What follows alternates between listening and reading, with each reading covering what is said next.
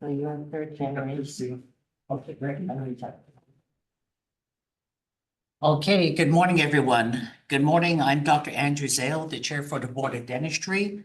Welcome to the Board of Dentistry's hybrid meeting, being conducted virtually and in person. This meeting is being recorded.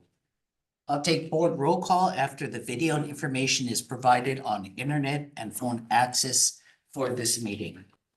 A short video will be shown to explain the procedures for this hybrid. Welcome to the Professional and Vocational Licensing Virtual Board Meeting. When the meeting begins momentarily, the chair will take a roll call, explain any specific rules for this particular board, and then move to public comment. The name of the board member will appear on the bottom left-hand corner of your screen. For instance, this is board member Y, and this is board member E. Public testimony will be accepted at the beginning of the meeting and before each agenda item. You can indicate that you are ready to testify by clicking on the Raise Hand button being circled by the mouse on your screen now. At the appropriate time, the board will recognize you to speak and ask you to unmute your mic as shown here. Again, public testimony will be accepted at the beginning of the meeting and before each agenda item. Public attendees will not be able to unmute their microphone until recognized by the board. Public attendees who are recognized to testify will be asked to identify themselves by name and their affiliated organization if applicable. Please mute your microphone when you are finished speaking as a courtesy to others and members of the board. Public attendees will not be able to unmute themselves after the testimony is completed unless recognized again after raising their hand. At some point during the meeting, the board may choose to move into executive session. When the board moves into executive session, the board members' microphones and video feeds will be turned off, and a similar screen as you see now will be displayed. When the board returns from executive session, their microphones will be turned on as well as their video cameras. Welcome again to the Professional and Vocational Licensing Virtual Board Meeting.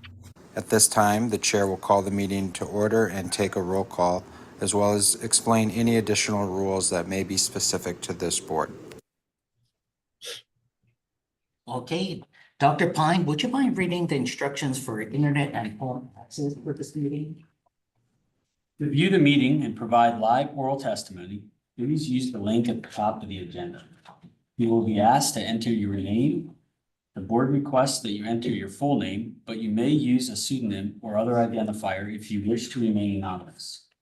You will also be asked for an email address. You may fill in this field with an entry in the email format, for example, blank blank at blank blank blank mail.com. Your microphone will be automatically muted. When the chairperson asks for public testimony, you may click the raise hand button found on your Zoom screen to indicate that you wish to testify about that agenda item. The chairperson will individually enable each testifier to unmute their microphone.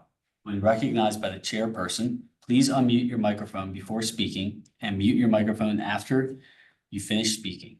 Upon request, your Zoom video or similar on-camera option will be enabled to allow you to be visible to the board members and other meeting participants while presenting oral testimony. Please turn off your camera after you conclude your testimony. It is the individual testifier's responsibility to ensure that they have video and internet capabilities to successfully stream or remotely testify. The board maintains the authority to remove and block individuals who willfully disrupt or compromise the conduct of the meeting. If you cannot get internet access, you may get audio-only access by calling the phone number listed on the top of the agenda. Upon dialing the number, you'll be prompted to enter the meeting ID, which is also listed at the top of the agenda. After entering the meeting ID, you will be asked to either enter your panelist number or wait to be admitted into the meeting. You will not have a panelist number, so please wait until you are admitted into the meeting. When the chairperson asks for public testimony, you may indicate you want to testify by entering an asterisk and then 9 on your phone's keypad. After entering the asterisk and then 9, a voice prompt will let you know that the host of the meeting has been notified. When recognized by the chairperson, you may unmute yourself by pressing asterisk and then 6 on your phone. A voice prompt will let you know that you are unmuted. Once you are finished speaking, please enter asterisk and then 6 again to mute yourself. For both internet and phone access, when testifying, you will be asked to identify yourself and the organization, if any, that you represent. Each testifier will be limited to 5 minutes of testimony per agenda item. If connection to the meeting is lost for more than 30 minutes, the meeting will be continued on a specified date and time. This information will be provided on the board's website. Instructions to attend the State of Hawaii Virtual Board meeting may be found online at the board's website. Okay, thank you, Dr. Pine. Next, I'll do agenda item number 1, roll call. I'll conduct roll call for board members in attendance. Please indicate if you're alone or someone else is present with you. Dr. Guevara, President alone. Dr. Fujimoto, Present alone. Ms. Fukushima, Dr. Lau, Present. Dr. Pine, Present. Ms. Shimabuku, Present. Ms. Yamada, Present. Dr. Yamamoto. Alone. Okay, and I'm Andrew, and I'm present in person. In addition to the board members, we do have our executive officer, Sheena Choi, and the State Attorney General, as well as members of our staff to assist us with the technical side of this hybrid meeting. There being quorum, I'm calling this meeting to order. Start time for this meeting is 10:14 a.m. I do want to do a reminder to board members participating virtually, please remember to mute your microphone if not speaking. If you need to step away, please announce that you're doing so, and please indicate when you return. As for the agenda for this meeting, the agenda for this meeting was filed with the Office of Lieutenant Governor and posted on the state electronic calendar as required by HRS Section 92-7B. Moving on to agenda item number 2, approval of minutes of the November 18, 2024 board meeting, which includes the open and executive session minutes. At this time, is there any public testimony on this agenda item? Thank you, Chair. We do not have anyone wishing to provide testimony. Are there any discussion, comments, or corrections from the board regarding these minutes? Ms. Fu- I guess not. Oh, I'm sorry, I thought I saw a hand up. That was me. Kathy. Fukushima. I just have a question regarding the members present. We have you listed as chairperson. Sorry, Kathy, your audio is a little unclear. My audio is unclear.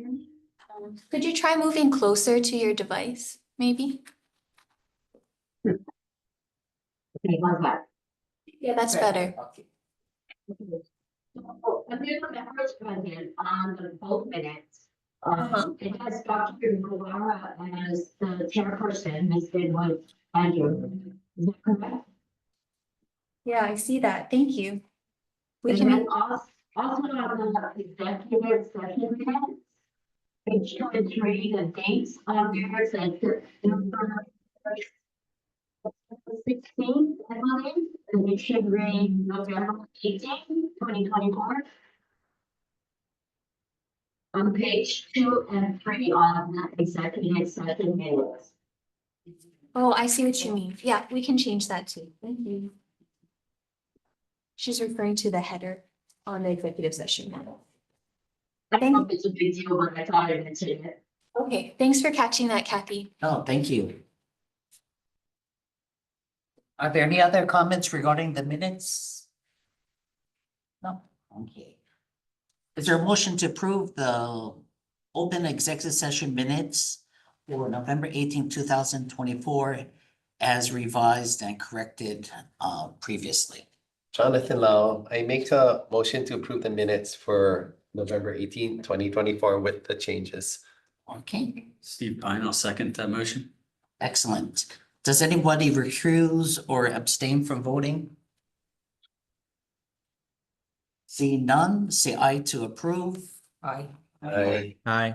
And Anyone oppose? Motion carried. Next agenda item would be 3, new business, specifically 3A, Regulated Industries Complaints Office update to board regarding advisory committee members. Advisory committee members serve as confidential consultants for RICO investigations pursuant to HRS Section 26-9. At this time, is there any public testimony on this agenda item? Chair, we do not have anyone wishing to provide testimony. The board may move into executive session in accordance with HRS Section 92-4 and Section 92-5A6 to consider sensitive matters related to public safety or security. At this time, I recommend that we move into executive session for this agenda item.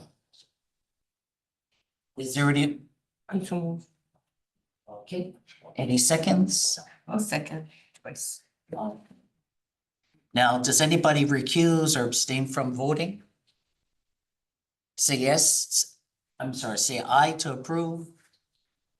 Aye. Anyone opposed? Motion carried. We're moving into executive session at 10:19. Thank you. Close it. They have to go out, John. Yes. Charles. So at this time, we do have Esther Brown here from RICO that's gonna be discussing. Oh, yeah, sorry.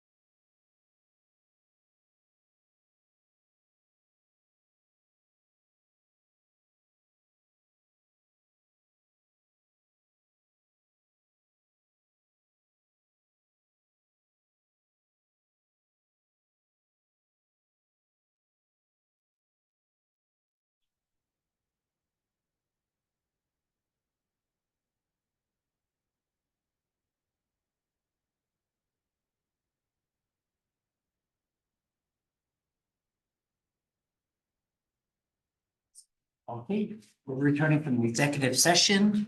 I just want to give a summary regarding this executive session.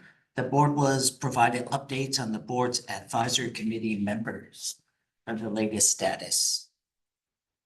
At this time, are there any comments from the board? No. Seeing no comments, we'll move over to the next agenda item. Agenda item 3B, voting on the proposed rule amendments for the rules permitted interaction group. At this time, I'm going to be asking the executive officer to provide a brief overview of the rules pick process and the process regarding the HER revisions. Okay, thank you, Dr. Sue. So a permitted interaction group, or PIG, is authorized by Hawaii Revised Statutes 92-2.5B. PIGs may be formed by state boards to investigate specified issues outside of regularly scheduled board meetings under certain conditions. So this rules PIG was formed January 22nd, 2024, and was tasked with evaluating the existing HAR 16-79 and providing recommendations to the board for rules revisions. So the rules PIG shared its report of proposed rule amendments to the board at a second agendized board meeting on September 16, 2024. The board received public testimony at that time, but the board was not allowed to discuss pursuant to the requirement for PIGs. And so today is the third and final meeting. The board will again receive public comments, and at this meeting, they can discuss and vote or take action on the proposed amendments. So just as a report, the board did receive 3 written testimonies from HDHA, HDA, and also from a member of the public. And so I can start with HDA.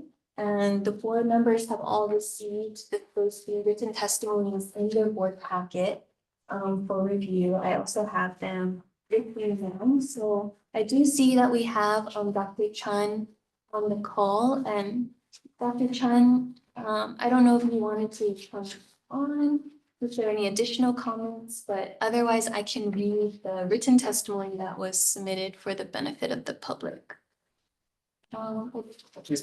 Okay, so Mark is just promoting you, so you can come on.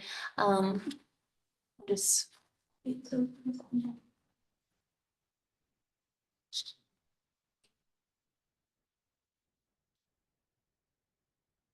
Okay. Is it still connecting? Okay. I think we have no response, so unless there's another representative from HDA, I do see we have Kim on, but I'll go ahead and read their written testimony, and then if anyone else from HDA has comments, you can provide it by raising your hand. So this was submitted on December 30th, 2024.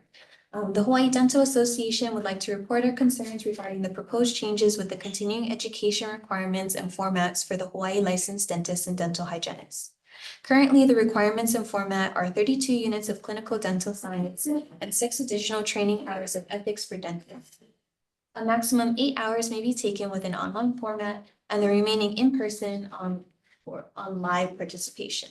The same requirements are for the dental hygienists with the exception of 20 hours minimum of clinical science.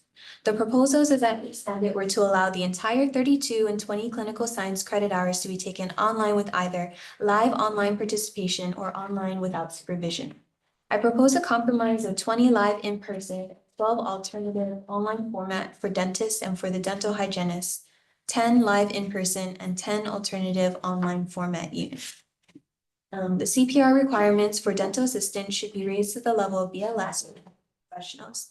This would make this life-saving training on par with the rest of the clinical staff.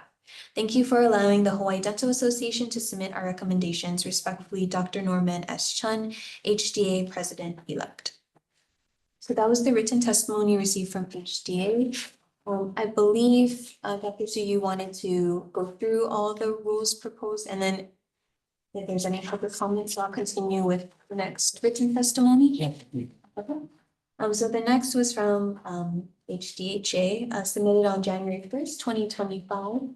And I do see we have Joreen Ignite from HDHA. So Joreen, if you have anything to add, please raise your hand, but otherwise I'll read the written testimony that was submitted. So, EO Chair, Chair Dr. Su, Vice Chair Dr. Lau, board members of the Hawaii Board of Dentistry. The Hawaii Dental Hygienists Association, HDHA, would like to provide comments / recommendations to the PIG proposed HAR revisions relating to dental hygienists in the state of Hawaii. 1. Question: would the PIG group consider adding definitions for licensed temporary dentist, licensed community service dentist, licensed temporary dental hygienist, licensed community service dental hygienist, intraoral local infiltration, intraoral block anesthesia, and basic life support courses in Chapter 79, Section 2 definitions? 2. Question: would the board PIG group consider replacing "in the dental office" with "in any dental setting" to include community health settings, example, school-based oral health screenings, in 16-79-2, the definitions of a dental record.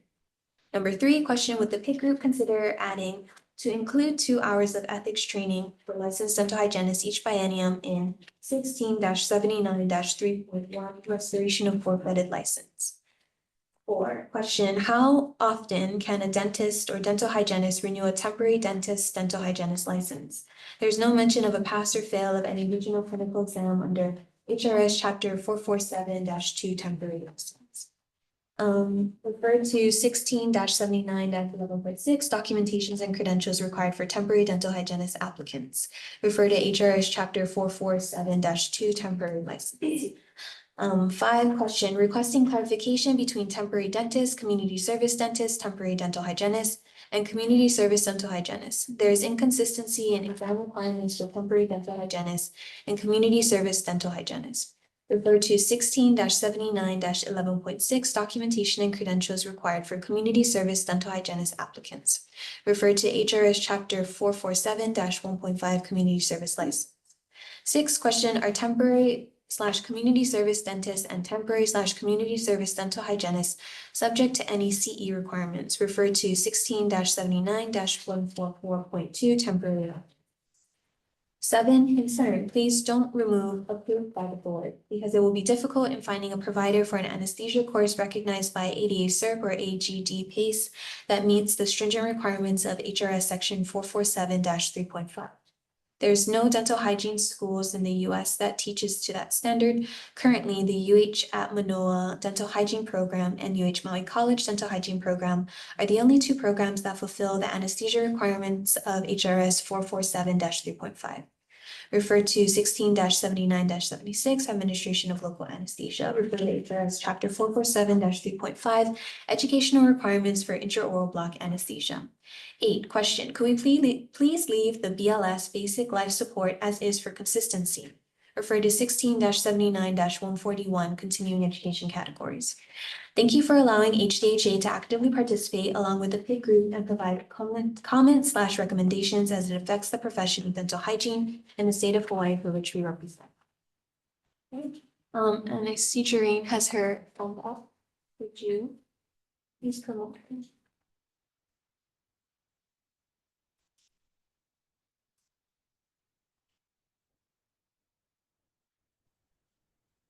Aloha, everybody. Can you hear me? Yes. Oh, thank you so much. I'll lower my hand. Thank you so much for allowing us to provide all those questions. Is a lot, I know. But I wanted to just ask the question. So, in the packet today, you only have listed 4 different items that is that what's going to be discussed only that's for revision for today's meeting? Just those 4? No, so are you referring to it looks like a chart? Oh, I can't. Mm-hmm. Yeah, so I believe that those are from the rules pig, and those are additional comments that they wanted to discuss with the board because the board hasn't been able to discuss before this meeting.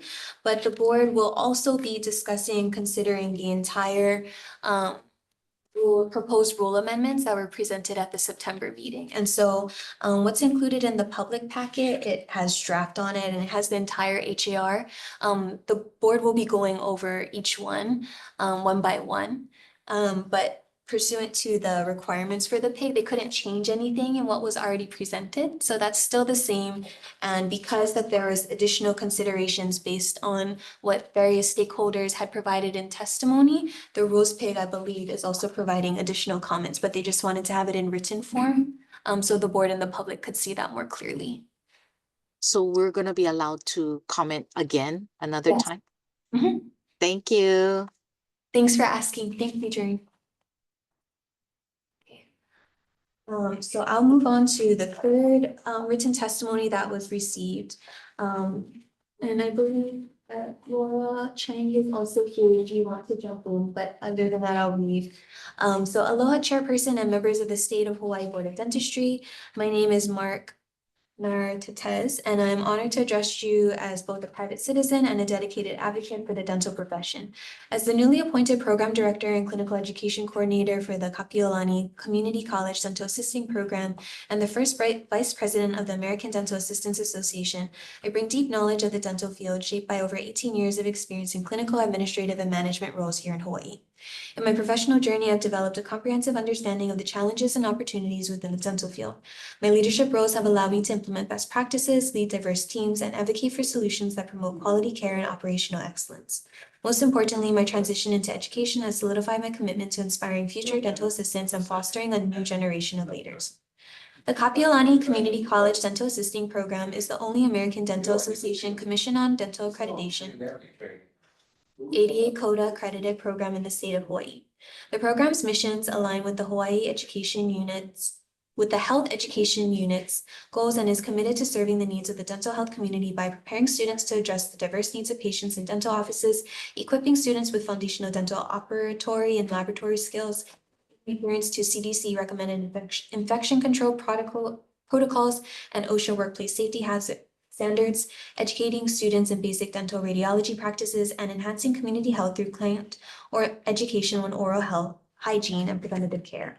As an educator, my personal mission is to cultivate entry-level dentist assistants who are fully prepared to meet industry standards upon graduation. Our program ensures students are well-versed in general and specialty dentistry, infection control, and dental radiography, while also providing training in administrative dental assisting, including scheduling, insurance processing, and professional customer service etiquette. Additionally, our curriculum emphasizes the importance of maintaining patient confidentiality and compliance with HIPAA, ensuring that students understand and uphold the ethical and legal responsibilities of patient data protection. Furthermore, our graduates are equipped to take and pass the Certified Dental Assistant CDA examinations through the Dental Assisting National Board, ensuring they meet the highest standards of competency in the field. The dental sector in Hawaii is at a critical juncture. Our state faces a significant workforce shortage of dental assistants, directly impacting the capacity of dental practices to deliver timely, high-quality patient care. This shortage is not only a local challenge, but part of a nationwide focus that has reduced dental practice capabilities by an estimated 10%. However, Hawaii's unique economic and geographic conditions exacerbate this issue, making immediate action essential. The core of the issue, recruitment and retention. Recruitment challenges are severe, with over 90% of dentists reporting extreme difficulty in finding qualified dental assistants. This is largely due to a lack of applicants and insufficiently trained candidates. The urgency of this issue is evident in my daily interactions as the program director for the KCCA program. On average, I receive calls or emails from at least 5 dental managers or dentists each week, seeking assistance in filling job openings for dental assistants.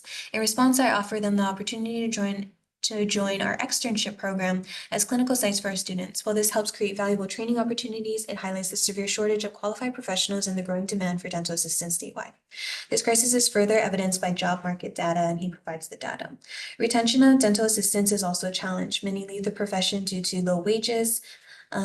He provides some detail, high cost of living, provided detail, limited career growth opportunities. A question for reflection: if you were earning less than $20 an hour, would you be able to afford to live in Hawaii with its current cost of living index? The cost to our communities. The consequences of this workforce shortage are far-reaching. Dental practices are forced to reduce their patient load or delay essential treatments, impacting the health and well-being of our communities. For many patients, particularly those in underserved areas, these delays can exacerbate oral health issues, leading to more severe and more costly treatments down the line. The solution: empowering dental assistants. To address this crisis, we must implement changes that uplift the profession of dental assisting, attract talent, and provide a sustainable career path. I propose the following actions. One, expand allowable duties by increasing the scope of practice for dental assistants to include tasks such as placing sealants, corona polishing, and making bite registrations. With proper education and training, we can demonstrate the indispensable value to dental practices. Two, increase wages, expanded duties justify higher compensation, aligning dental assistant wages with their skills and contributions. Three, invest in training programs. Expanding local training opportunities will help build a stronger pipeline of qualified dental assistants. Four, foster professional growth. Offering certifications and leadership pathways ensures that dental assistants see this profession as a long-term career, not just a job. Role of the board. As leaders in shaping the future of dental healthcare in Hawaii, the State Board of Dentistry holds the power to make impactful decisions that can transform this profession and secure the health of our communities. By approving expanded allowable duties and advocating for fair wages, you are not only addressing the workforce shortages, but also ensuring that dental assistants are recognized, valued, and supported as integral members of the dental healthcare team. Consider the dental assistants who have dedicated their time, effort, and resources to becoming educated and certified professionals. These individuals have acquired advanced skills, knowledge, and expertise that allow them to take on more responsibilities in the dental office, ultimately contributing to enhanced operational efficiency and an improved standard of care for patients. Open your minds to the possibilities and recognize the untapped potential of these professionals. By empowering dental assistants to fully utilize their education, skills, and certification, you are not only fostering their growth, but also elevating the quality of care available across the state. As a sole accredited program in the state of Hawaii, the KCCA-DA program is dedicated to addressing this workforce shortage by increasing the number of educated and certified dental assisting professionals. Recognizing the growing demand, the program is actively expanding its efforts to support this need. One significant initiative is the introduction of a high school senior program, which enables high school seniors to enroll in college-level dental assisting courses while completing their senior year of high school. This innovative program not only includes an early pipeline of future dental professionals, but also provides students with a start in their careers, making it easier to transition into the workforce after graduation. However, Hawaii remains one of the few states that does not require formal education or certification for dental assistants, presenting unique challenges for the program. One such challenge is qualifying for FAFSA, which could significantly support students in pursuing their education and career goals. Advocating for education and certification standards for dental assistants would not only enhance the sustainability of the program, but also ensure a consistent and high standard of care for patients across Hawaii. And just for the sake of time, and I know that there's several more pages in this written testimony, if Lauren or Laura wanted to provide more information, I know that the board has all been provided with these different comments, and they are also in the public packet, so they're available online for the public's view. But just as a recap, this also includes a call to action and lists proposed changes and proposed enhancements, which I believe are referencing requests for an expanded scope of practice for dental assistants. There's a case for change and a closing statement. And again, this was submitted by Mark Nartatez. I detailed his role in the dental community in the beginning of his written testimony. And I'll leave it at that, if that's all right. No, thank you, Ms. Choi. At this time, is there any public testimony on this agenda item from the public? Well, and I just wanted to do a reminder that the board does not license dental assistants at this time. However, the board regulates it to the extent that there's sections in our HAR for allowable and prohibited duties of dental assistants. Dr. C, we have a couple of raised hands. Well, I'm looking in the order they raised their hands. So first we have Shelley Cobbler.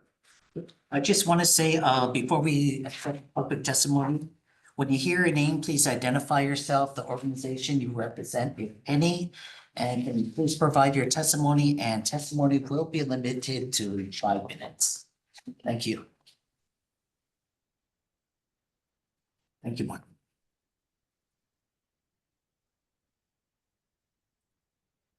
Go ahead, Shelley. Hello, hi, this is Shelley Cobbler with Central Regional Dental Testing Services credits. And I apologize that I've not been following the last couple of meetings or not been able to be in attendance. However, I did recognize that you have this on the agenda today, and I wondered if it would be appropriate time to request that the credits dental exam be accepted in Hawaii. As you know, credits dental hygiene exam is already accepted in Hawaii, has been for many years. the dental exam was prior to 2005. In 2005, we gave the ADEX exam. The credits organization gave the ADEX exam. After those organizations broke away, credits continued to develop and administer its own exam, which is equivalent to the ADEX exam. We have reviewed all of the requirements and statutes, and we believe that our exam meets all of those, and that it's not logical to accept one exam and not another for clinical licensure. So I wondered if this would be an appropriate time to add that requested change to this statute. May I respond? Hi Shelley, thank you for joining. I know that Credits has brought this issue to the board's attention before. So unfortunately, this would not be the appropriate place to request that change, since the requirement for ADEX for dentist licensees is required by statute. So it's in our Hawaii Revised Statutes 448-9.4, which requires ADEX. And the board only has the authority to propose rule amendments. So anything that would involve statute amendments would have to go before the state legislature. And as a reminder to everyone on the call, the board does not lobby. So you'd have to contact an external stakeholder and go through the legislative process for that. And then if a bill is proposed, then the board would comment at that time. Okay, thank you so much. I appreciate the clarification. Thank you. Thank you. Okay, next we have Leanne.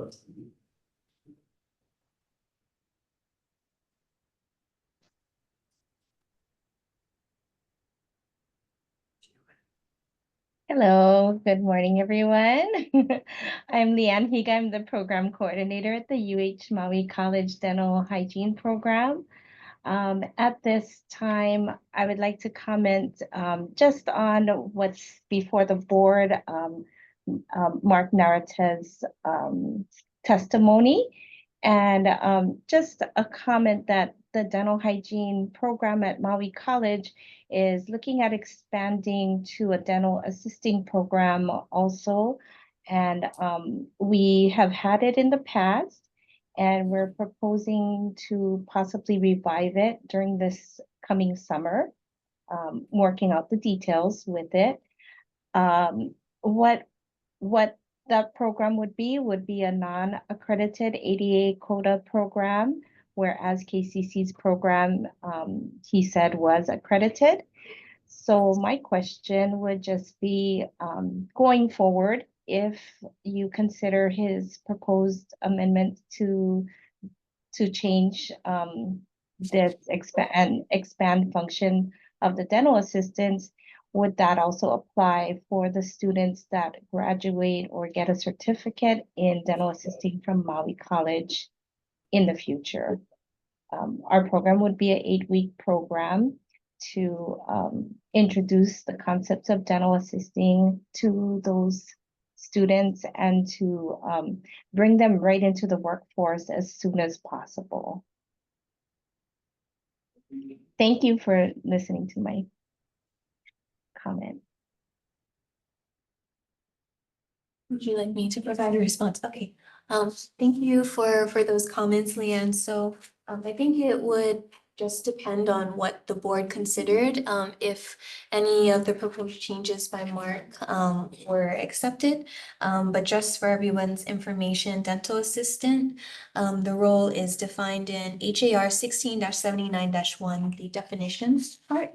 And it says dental assistant means a non-licensed person who may perform dental supportive procedures authorized by the provisions of this chapter under the direct supervision of a licensed dentist. So far that's the primary guidance that the board provides with regards to that role, since it's not licensed by the board at this time. But again, the details would have to be worked out if those rules revisions were considered by the board. Thank you for your comments. I just have a question. So if we did want to move forward with possibly expanding the role of a dental assistant as suggested by Mark, would have to go through a legislative process outside of the board, is that correct? If you're asking if, I'm sorry, just for, My name is Laura Chang. sorry, we have to ask if you can come to that front seat. Yeah. So if you could just introduce yourself, if you're affiliated, and then ask the question again. Okay, my name is Laura Chang. I'm a public member. I was just asking if to consider any proposal changes that Mark was requesting, such as expansion of duties for dental assistants, if that is something that would have to follow a legislative process outside of the board. So if your question includes potential licensure of dental assistants in Hawaii, that would require legislative action since our statutes don't allow the board to license dental assistants. Okay. With regards to some of this expanded scope, I believe some would be under the board's purview to change what's written in the HAR currently as regards to allowable and prohibited duties. But wherever those changes would affect what goes into, for example, the scope of the dental hygienist that's also listed in the HRS, that would require legislative action. So I think this proposal would need to be taken one by one. I see. Can I move on to one other point while I'm up here? One concern I had with the HIR that I was hoping that the board could discuss, and I think it's been discussed before. Sorry, it was under section 16-79 -69.5, under the prohibited duties of a dental assistant. There's language in there that speaks about how dental assistants cannot perform any activity which represents the practice of dentistry and dental hygiene or requires knowledge, skill, and training of a licensed or licensed dental hygienist. This specific language, I find it to be very contradictory because there are overlapping duties between assistants and hygienists, or even between myself as a dentist. There are things that require knowledge that I have that assistants can do, such as taking x-rays, sterilization. So this is something that I've brought to the attention of a malpractice attorney as well, and they do find it to be legally murky. And so my proposal is to clear up that language, just to say strictly these are the prohibited duties, instead of adding language where you talk about how they're not allowed to do anything.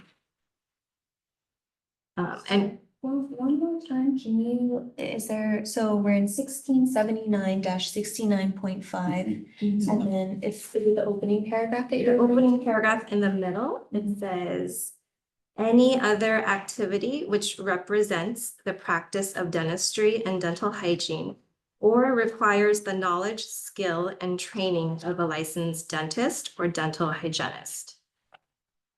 So the problem there is that there are duties that we have our assistants do that technically are required knowledge, like there are duties that require knowledge of a dentist or a dental hygienist, such as x-rays, because in our office, hygienists take x-rays and assistants take x-rays, both of them do sterilization. So there are duties that overlap, but this language can be very gray when it comes to a legal matter later on, whether the assistants were performing within their allowable duties, because in some cases they are going to be performing duties that overlap with hygienists. Thank you. I think we'll have to look at that a little. Thank you.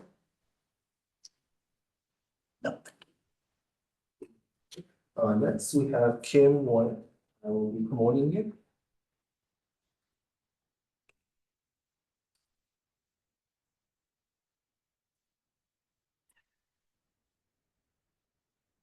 Aloha, good morning. Can you hear me? Yes, good morning, Great. Kim. Good morning. Thank you so much for the opportunity to make comments, and just really briefly on behalf of President-elect Dr. Norman Chen, whose comments you had read, I'm just standing on those comments. His microphone is not working as well as technology would allow. But we also did want to just emphasize or clarify that any comments made about expanded DA duties, we're happy to engage in those conversations. But any comments made about expanded DA duties made by other community partners, I just wanted to confirm that those are not they are not reflective of HDA and HDA leadership and membership. So we're happy to discuss and share on our positions, but for the record, I just wanted to be clear that we recognize partners have their perspectives, which are not reflective or they are not spoken on behalf of HDA membership. I just wanted to provide that clarity. Otherwise, we're happy to answer any questions and appreciate this opportunity. Thank you. Thank you, Kim. No, thank you. And next we have Doreen Hignine.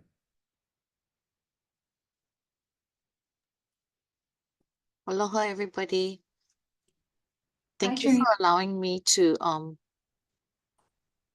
comment again. So I represent HDHA and same like Kim, Miss Kim Nguyen, for HDA.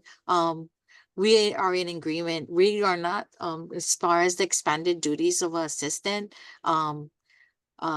We are not we want to discuss more about it because in the past the board has brought that up, but I don't see us agreeing as long as they're not regulated and licensed by the board. We cannot be in agreement for expanded duties of a general assistant without regulation and licensing by the board. Thank you for allowing me to comment. Thank you, Doreen. No, thank you. Is there any more public testimony at this time? Thank you, Chair. We do not have anyone else wishing to provide testimony. Okay, thank you, Mark. See no other further public testimony, moving on to the overview of the proposed AGR revisions. Sorry, Dr. Su, can I just interject? One more, it wasn't necessarily submitted as testimony, but a resource that was provided to the board and is also in the public packet. It's a list of anonymous responses, but this was pulled by the Maui County Dental Society. The board did reach out to all the local dental societies, and Maui County Dental Society provided some statistics from an informal poll of their members, specifically on the proposed changes to the rules regarding CE requirements for Hawaii licensed dentists. So that's what's on the page behind the last written testimony. Thank you. So this time, I'm just gonna kind of give you a roadmap of how I'm gonna address the HR revisions. So next, I'll do a brief overview of the proposed HR revisions for chapter 16-79, which was actually submitted at the September 16, 2025 board meeting. In addition, I will also be providing additional HR revision proposed recommendations by the Rules Pig based upon the public testimony that was received after this revisions was submitted. In addition, when I do the overview of the HR revisions, I'll also address certain aspects of public testimony as pertinent to the sections that I am discussing also.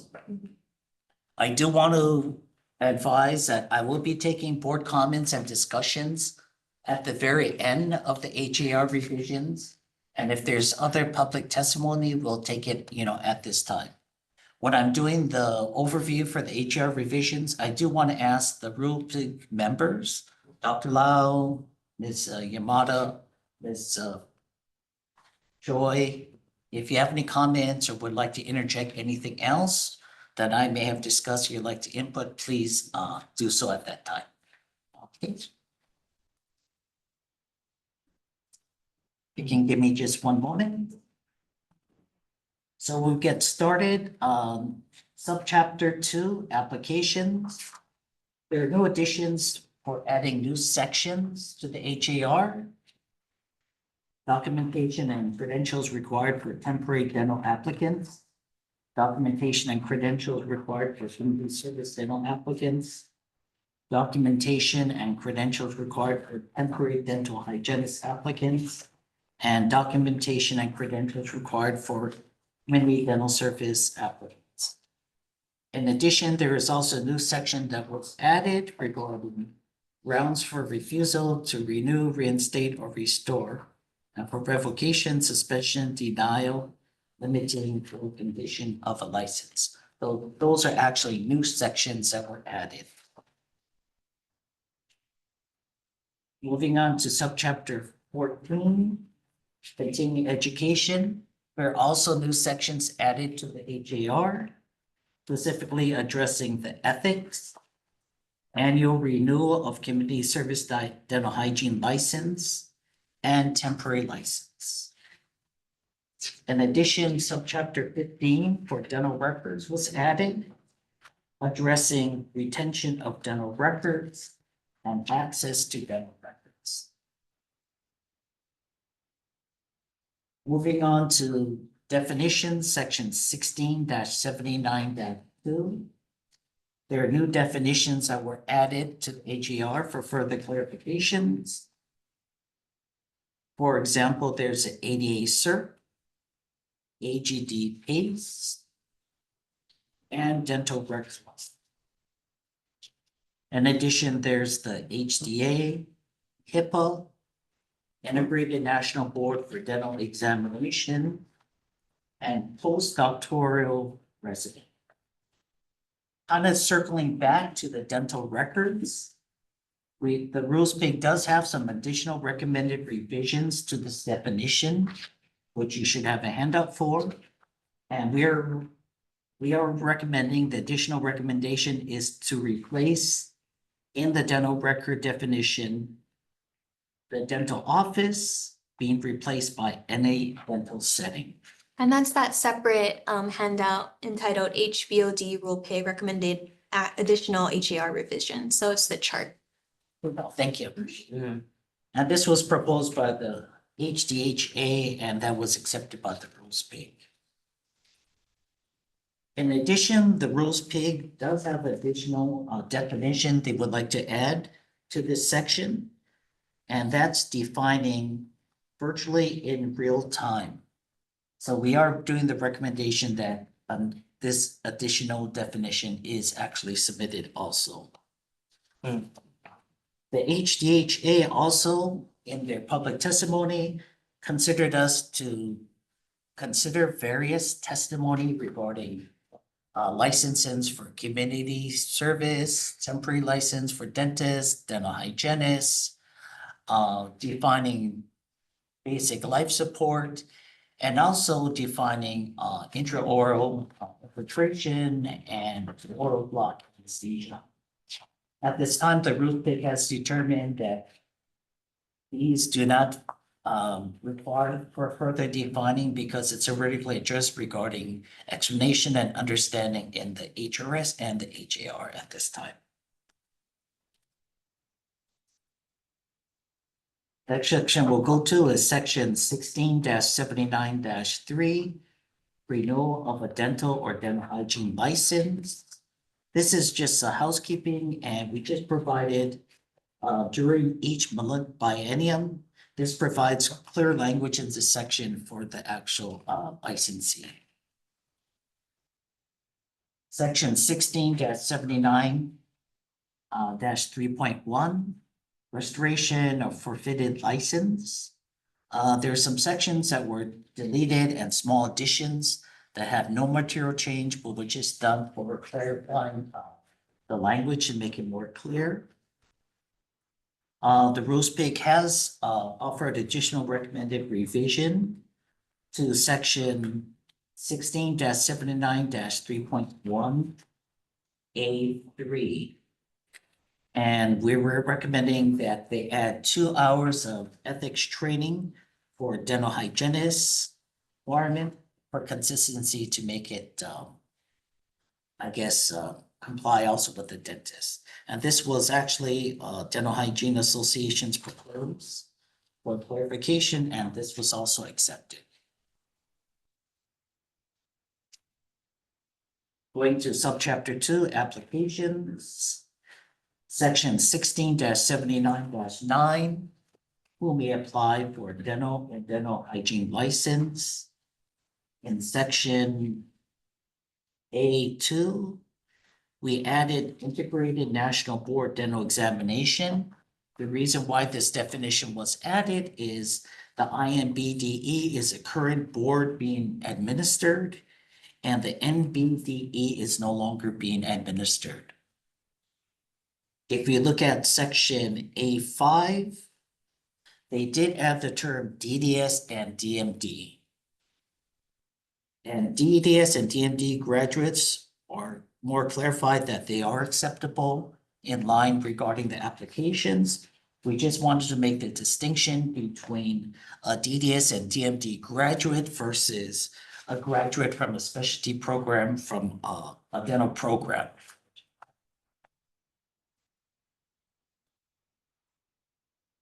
Section 16-79-11, documentation and credentials required for dental applicants. There was also a change regarding adding integrated national board examination, national board dental examination, and also the DDS and DMD degree. And the explanation is same as previous was discussed in the previous section. We do have some new sections that were added. Number one would be 16-79-11.1, documentation and credential requirements for temporary dental applicants. Another section was added, 16-79-11.2, documentation and credential requirements for community service dental applicants. These sections were added for further clarifications for applicants for these type of dental licenses. And may I add that although it looks like it's a big change, this does not have any material effect on the application process for these license types, either the community service dentist or dental hygienist or the temporary dentist and dental hygienist. It's already what's required by our licensing branch, but this should help benefit the applicants because they frequently ask for additional clarification. Oh, thank you. I appreciate that clarification. Next would be additional new sections that were being added regarding dental hygienist applicants. So section 16-79-11.6, documentation and credentials required for temporary dental hygienist applicants.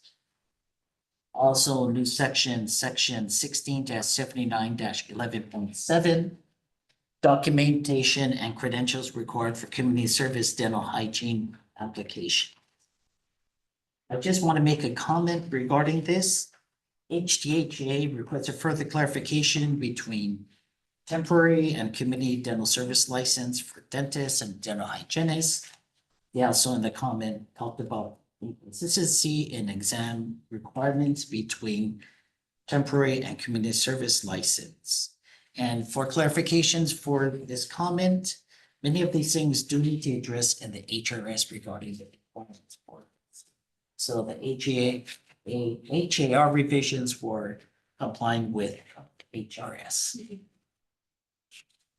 You have any comments? Oh, no, and if there's any additional questions on testing and other requirements, I'm happy to help address those offline and in email. So if there's anyone who has any questions, you can email the board at dental@dcca.hawaii.gov, and I'm happy to point you to the right references in the HRS and the HAR.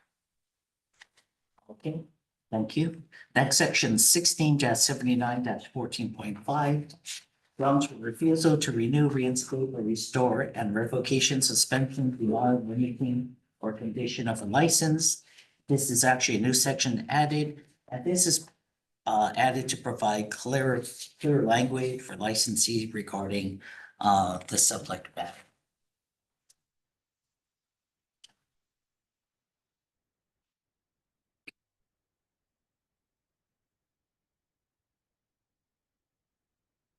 Next section would be 16-79-69.1, allowable duties and training for dental assistants. In this section, number 7, A7, there's a new addition regarding new dental system duties. We added digital intraoral scanning and diagnostics would be allowable dental assistant duties. Also, a new section was added on number 8, A8, regarding final digital intraoral scannings, which will lead to fabrication of any appliance or prosthesis, which worn by the patient will come into direct contact with hard or soft tissues that be evaluated and approved by a dentist with exception of duties listed in section A7. These duties were actually added to make sure that the dental assistant duties were in line with all the existing technology that's being used in the dental offices, so forth. Section A18, there is also a new duty added regarding fabrication of provisional crowns or bridge outside the patient's mouth to be delivered to the patient under the dentist supervision. So this is also a new duty that was added. If you look at section 19, this talks about general supervision in public health settings for dental assistants. This is a new section that was added just to update the HAR to make sure it's compliant with HRS and general supervisions of dental assistants in public health settings for comprehensiveness. At this time, I do want to address the comments from and testimony from Board of Dentistry. We appreciate the testimony from Mr. Torres.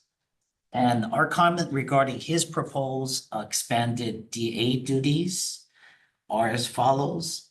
The proposed duties are comprehensive and extensive, requiring a level of evaluation and analysis that exceeds the scope of this current HAR revision process. To ensure these proposed expanded duties are thoroughly and appropriately assessed, it's necessary to allocate the sufficient time to the detailed evaluation and analysis of these proposed duties. For these reasons, we recommend that addressing this matter in a separate venue at a later date where it can receive the focus and attention it deserves. Regarding the room pick members, do you have any questions or you want to do anything? Okay. Okay, moving on to section 16-79-69.1 C, allowable duties and training. Now, I just want to make one comment that section C needs to be changed back to section B. There is no change in any of the language. That was just, I think. Okay, I think that was just an error regarding when we're doing the HAR and numbering system and like that. Other comments I do want to address is 16-71-69.1. And this one's C4. The HDA did propose something regarding replacing the CPR requirement for dental assistants with BLS training. I just have a few comments from the rules page. Again, the board appreciates HES submitted testimony proposing BLS support training to replace CPR training for dental assistants. There are many considerations to keeping the CPR training. Number one is training requirements for CPR for dental assistants who are identified as dental auxiliaries, not dental providers. CPR training focuses in on essential training needs to respond to cardiac arrest or other emergencies until professional medical help arrives. It aligns well with the basic emergency response expectations for dental auxiliaries who are not the primary providers of care or lead in any emergencies.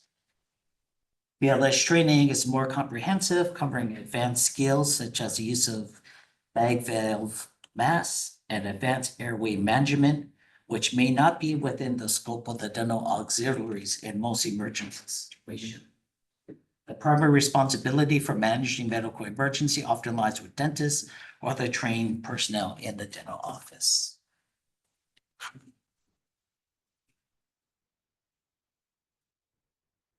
Next section would be section 16-79-69.10, allowable dental duties of licensed dental hygienists. If we look at section B, I guess additional language was actually added to address general supervision of dental hygienists. under HRS 447-1-F, kind of putting in line the HAR revisions with the HRS requirements. Also, section D was added regarding dental hygienists can perform dental screenings and apply dental sealants under general supervision of a dentist in school-based oral health programs. This was added to comply with HRS legislation that was just passed recently. Looking at subchapter 8, anesthesia, section 16-79-75, definitions. There are two new definitions that were added, facility and hospitalization.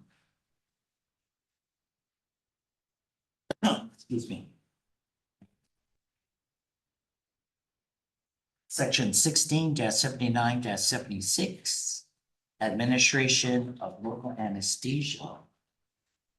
So for this revision, we did have in this revision adding certification programs that were offered by providers recognized by ADA Cert, ADA PACE. In this initial revisions, we did take out certification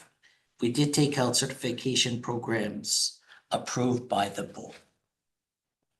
Hawaii Dental Hygiene Association did submit some comments regarding putting back certification of programs by the board. So the Rose Pig did review the recommendation by HDHA. On section B1 and B2A, we did add back certification program approved by the board, in addition to programs that are recognized by ADA Cert and AGDPs. A new section was added also regarding B2, added a new section that states that we are recommending this revision. A compilation of certifications may be presented to meet the work among injections required by the board. So this is just to clarify that there may be multiple programs that you can actually accumulate the injection requirements and still meet the requirements. And this is in line with the FAQ regarding dental injection certification requirements. Moving on to section 16-79-78. Administration of general anesthesia and sedation. Looking at section C. Regarding issuance and renewals of permits. We did add the language renewal in that section in addition to issuance. In addition, there was some language regarding a compliance checklist, which is identified as Exhibit B, that was actually implemented and Exhibit Exhibit A, and is actually being used regarding the checklist for these permits that are going. And just for the public's clarification, this exhibit A is already provided by the inspection team to those dentists requesting the additional permit to administer anesthesia. They're required to have a facility inspection. So this is already available on the board's website. And it still needs to be attached to this current version of the Rose Pig draft, but we couldn't make any changes. So it will be having. But it's available again online under the board's application section of the website. And if you want a copy, please again email the board and I can provide that. Oh, thank you. Next, moving on to subchapter 14, continuing education. Section 16-79-141. There is a new revision to the section regarding life support. So we did review and actually replace BLS or basic life support with life support, and life support courses do cover basic life support, advanced cardiac life support, and pediatric advanced life support. We believe life support is more accurate description of the courses that are being taken for licensing. HDA asked us to consider leaving it as BLS, but for consistency and accuracy regarding description, we do keep it as life support, which is the more appropriate term that's being used. And regarding the same section, but section E, they did add regarding advanced cardiac life support courses and pediatric life support courses that they can be limited to a maximum of 6 CE credits per biennium when taken also. So that is something new.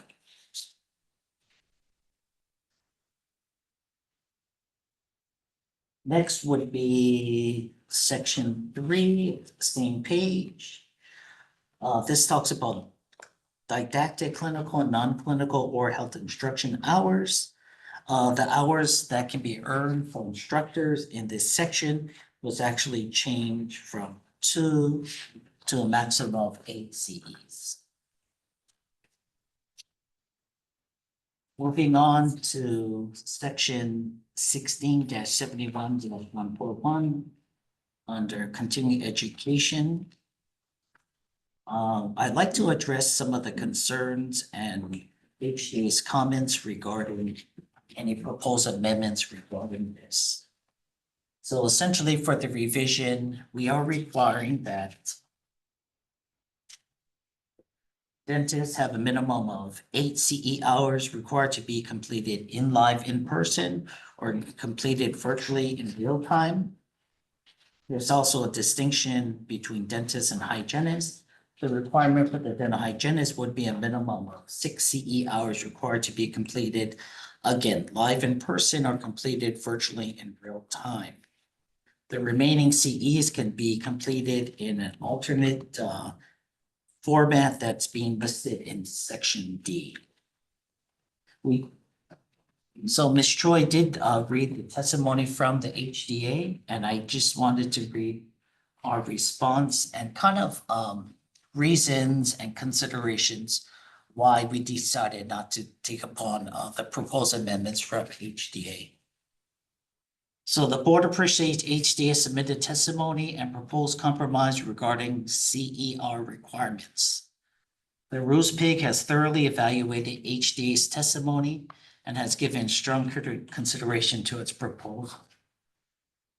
The RUSPIG has also reviewed Hawaii CEs for other healthcare professionals such as nurses and physicians, which do not mandate any in-person CEs. We also reviewed some of the CE requirements for oral health professionals in other states, which significantly varied from in-person training requirements to actually some states requiring no in-person training. Also, as part of the process, the RUSPIG sought feedback from the Maui Dental Maui County Dental Society. Thank you, sorry. We did receive feedback and input from them, and it seems that the responses actually was in support of the potential variations in in-person CEs. The support was to keep the revisions of the HAR or even reduce the in-person CE requirements even more in general. Based upon the RUSPIG evaluation analysis, we do not recommend further changes to the proposed HR revisions regarding CE requirements. And I'll review some of the reasons why we did the change and we're actually supporting this revision. Number 1 is accessibility. Reduce travel burden and costs on dentists and dental practices. Hawaii's geographic location also necessitates long and costly travel to the mainland for in-person CE opportunities. Even in Hawaii, travel between islands can be very time-consuming and expensive. Virtual live training eliminates this need for travel, make it far accessible for the dentists throughout the state, especially on the neighbor islands. Traveling for in-person CEs can also require additional time taken away from the clinical practice and treating patients. Virtual training saves significant time while also providing interactive learning. Number 2, there's a broader resources of CEs that can be taken. Virtual and virtual live training enables access to a diverse range of instructors and experts from across the nation, which may not always be feasible for in-person sessions in Hawaii or the mainland. Participants can also access very highly specialized courses or niches that meets the specific needs for that dentist or dental hygienist that may not be locally accessible or otherwise feasible to take the training in the mainland. Number 3 is interactivity and advancements in technology. There are many engagement tools for these virtual platforms, such as Q&A sections, even breakout rooms, and live chats that facilitate the interactions between the actual participants and the instructors and peers, replicating the collaborative nature of in-person training. In conclusion, in light of the advancements of the technology and drastic improvement in the technology for training formats offered to dental professionals in Hawaii, we strongly believe the benefits of accessibility, cost efficiency, and flexibility can be maintained by still having the high standards required for dental education in a non-person training format. Sorry, that was a mouthful, so. Okay. Next, we'll move on to section 16-79-141A. This is a new section that was added for clarification that the hands-on component of basic life support, advanced life support, pediatric advanced life support, still requires in-person training on the hands-on portion of the continuing education. Moving on to section 16-79-141.5.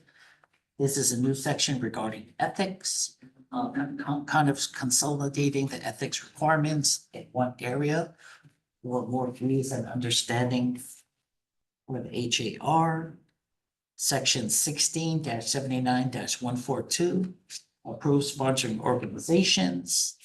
This section, they did add additional sponsoring organizations such as the American College of Dentists, International College of Dentists, United States Armed Forces, United States Department of Veteran Affairs, and the university.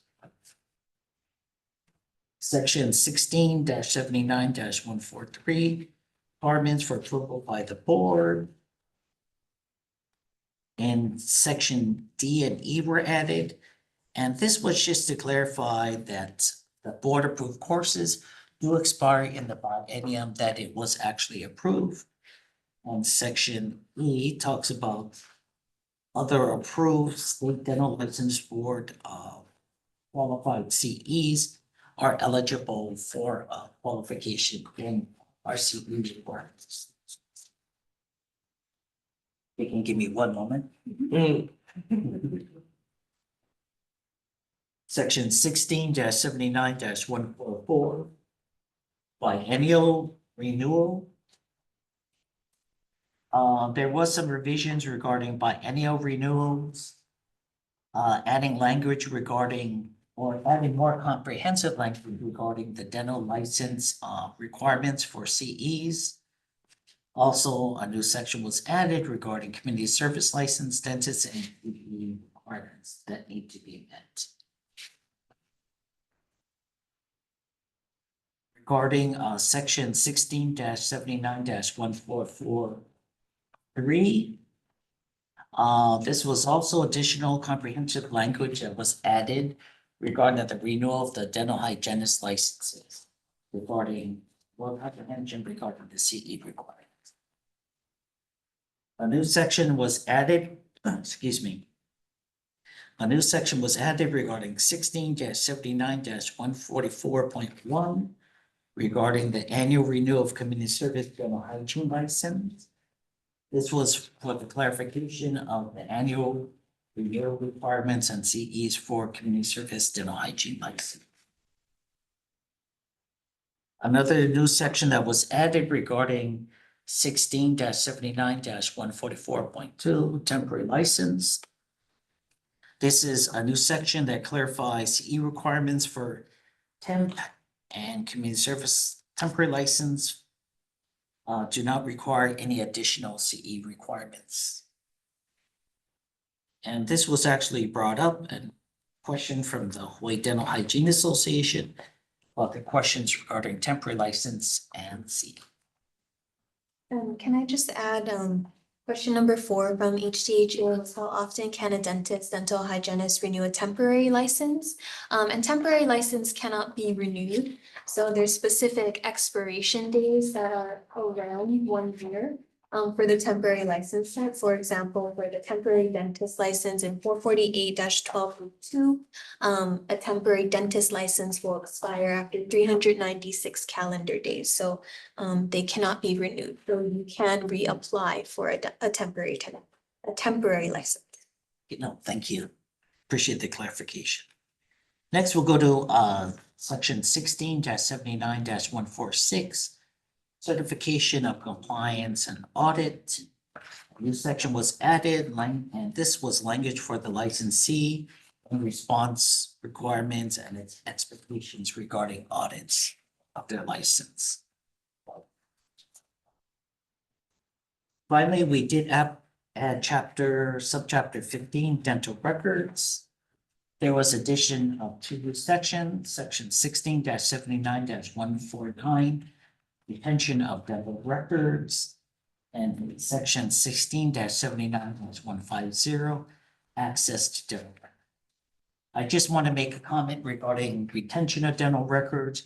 Previously in the state, there was no specific requirements in the HRS or the HER regarding retention of dental records. By default, many of the dentists would refer to the medical records requirements, which is very extensive and regarding the scope of retention. So just in review, the medical records requirements is keeping records at least 7 years of all of the medical records, in addition to basic information, which is additional 18 years, which can be very burdensome to the dental profession and the needs of their patients. From the dental retention records and the revision, it does have a retention of 7 years at this time.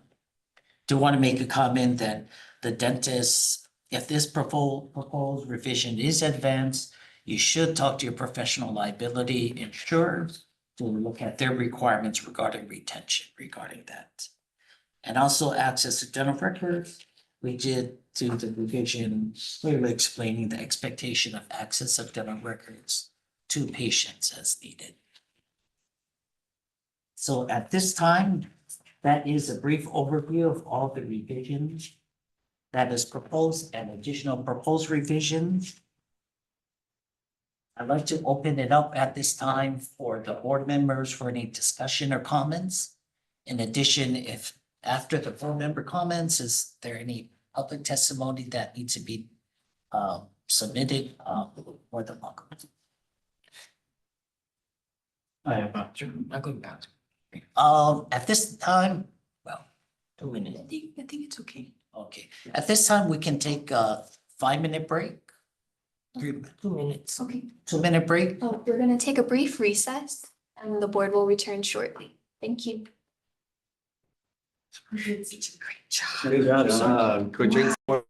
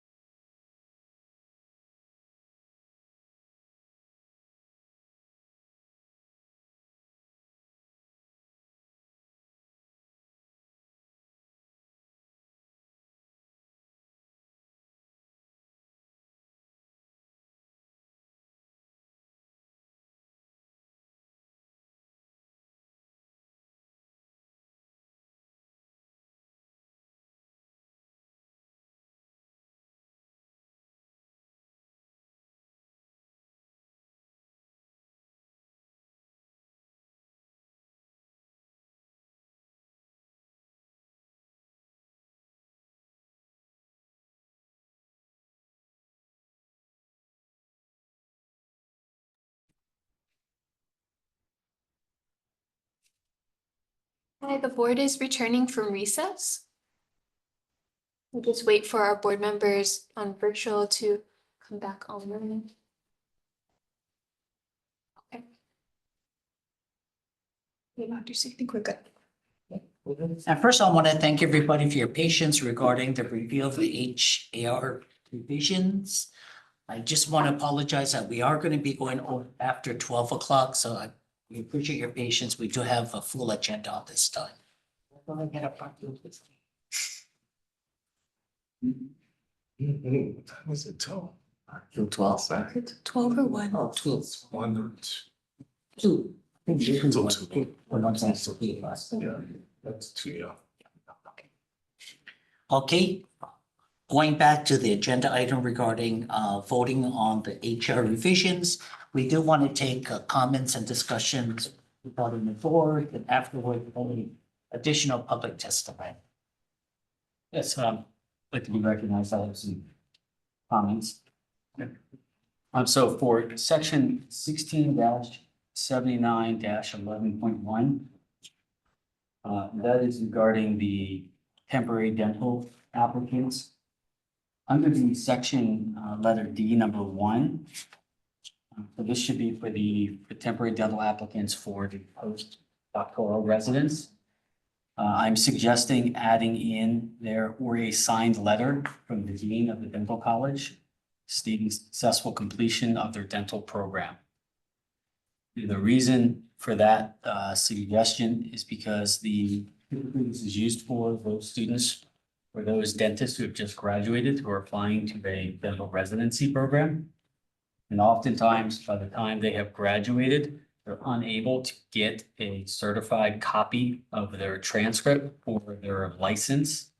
Their certificate of graduation in time to start the residency programs on July 1st. And so, this keeps kind of in line with, there are some other states that are doing a similar fashion in which they can get a letter from the dean of the school indicating that they have successfully completed the program. So that they can apply just for that temporary license. Only for those postgraduate residents. In reviewing the HRS, I don't believe that would be in conflict with the Hawaii revised statutes either. And I can confirm, thank you for the comment, Dr. Pine. So just for the board's information, the temporary license type is authorized in HRS 448-12, and 448-12 doesn't specify the type of education verification documents that the board can accept. There are different sections in the HRS that require specific documents for dentists and dental hygienists licensed generally. So since it's not listed, the board could consider Dr. Pine's proposal. And I will add that whenever we do start receiving the temporary dentist application specifically from postdoctoral dental residents who plan to participate in residency programs here, that does tend to be an issue where it takes the school a bit longer to issue their education credentials, so they run really tight in the licensure deadlines in relation to their program. We would internally likely require it to come directly from the school, just to verify. That was accepted. Yeah, and then I have a few other suggestions like we move on those. Okay. So 16-79-11.2, if we put in documentation and credentials required for the community service dental applicants. Under section A, number 2, it states on the last sentence, this is regarding for a letter of employment to indicate that they're working at the community center. It says the letter must list specific start and end employment dates. I'm suggesting that is changed to the letter must include employment dates. The reason is that many of the community service, either dentists or hygienists, have start dates, but they are just employed. And so they don't necessarily have an end date, they're either employment. And so that presents sometimes a problem for HR teams to be able to provide an actual end date because there is no set end date to their employment. Consequently, that would also, I would make the same suggestion for the 16-79-11.7, which is in relation to community service dental hygienist applications as well. And I'll just add, on the licensing side, we do ask for the letter to have start and end employment dates, the end dates being that the end date of employment or an individual leaving the employment will trigger the license being not valid anymore, since those license types are tied to employment, but we do allow letters that say, list a specific start date and list the end date as until terminated. So that could be changed. Because they have to, More general. by statute, should be reporting anyway when they leave. to begin Yes, with. correct. So. And then I just had a point for clarification, on 16-79-69.1.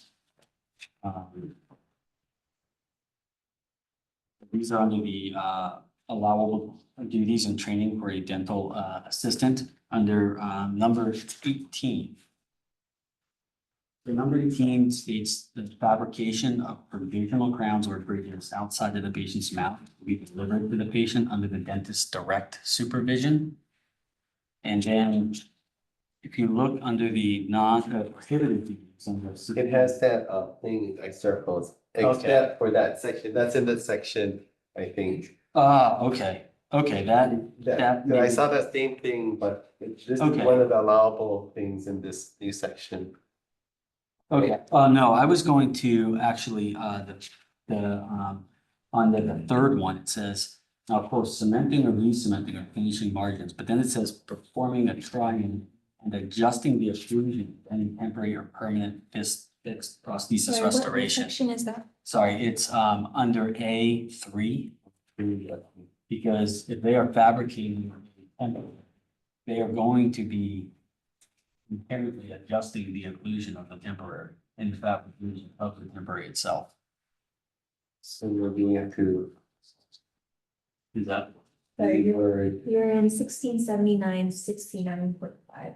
correct? So the prohibited. Prohibited duties, and then under section A, number 3, it says cementing or re-cementing, finishing margins, performing a try-in, and adjusting the occlusion of any temporary, but yet we are allowing them to fabricate the temporary. So we want to add in our allowable duties, fabrication and adjustment. Yes. Add the word and adjustment.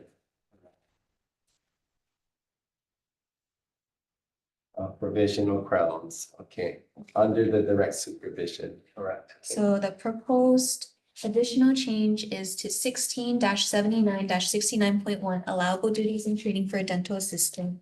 A18, adding the word and adjustment. So Yeah. fabrication and adding and adjustment of provisional crowns or bridge to not conflict with the prohibited. Yeah. duties, Correct. That's good. in the subsequent We section. have the adjustments obviously in the mouth that we, are listed under prohibited, but then adjustments outside of the mouth in the case of this.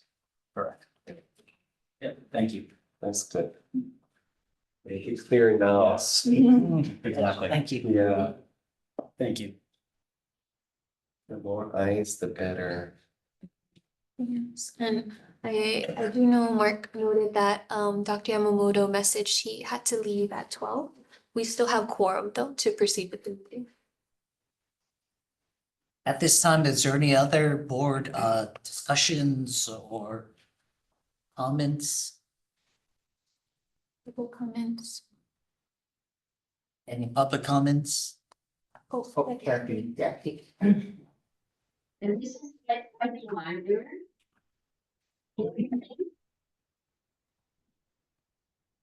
Number 1679. Sorry, Kathy, your audio is still not super clear. Did you have two devices on? Because sometimes if you do, you have to mute one. No, I only have this one. Does it work? Okay, yeah, that's better. When you lean forward, it's clearer. Okay. Number 16-79-11.7. D. It says upon approval of community service dentist license. The license may be the licensee may obtain additional employment. That section is 447 dash 1.5. Isn't that for hygiene? Should it be hygiene? Dental hygienist? She went to call it. Yeah, sorry, Kathy, your audio is still unclear. I'm gonna call you.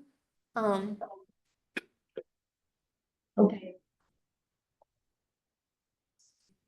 To mute her. I'm gonna mute myself. Have you? Okay.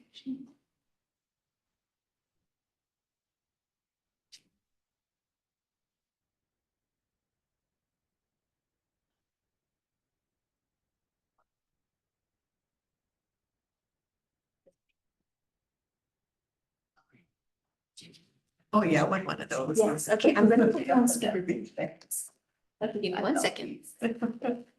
Okay, Kathy, you're on speakerphone. So on 16-79-11.7 B. It says upon approval of community service dentist license. Should that be hygiene dental hygienist? Oh, yes, you're correct. Yeah. Okay. That's it. Bye. Good catch, thank you. I don't know where it is, but. 11.7. Yeah, it's right here. So in case anybody missed it, Kathy was referencing 16-79-11.7 documentations and credentials required for community service dental hygiene license applicants. Correction to C, it should read upon approval of the community service dental hygienist license or dental hygiene license. It currently reads dentist and that's a typo. Oh. Ah.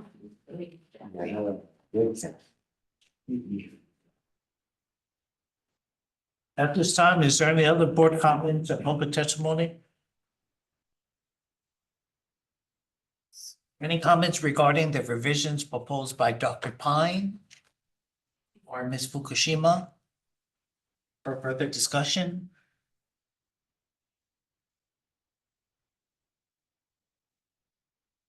Doesn't look like it. No. Okay. Okay, seeing no additional board comments or public testimony, I think we should move towards, Sorry, Chair. Doreen Hignite raised her hand. Okay. Promoting you to panelist. Just a question. Can we submit email to you on for the next meeting on some of the new discussion today?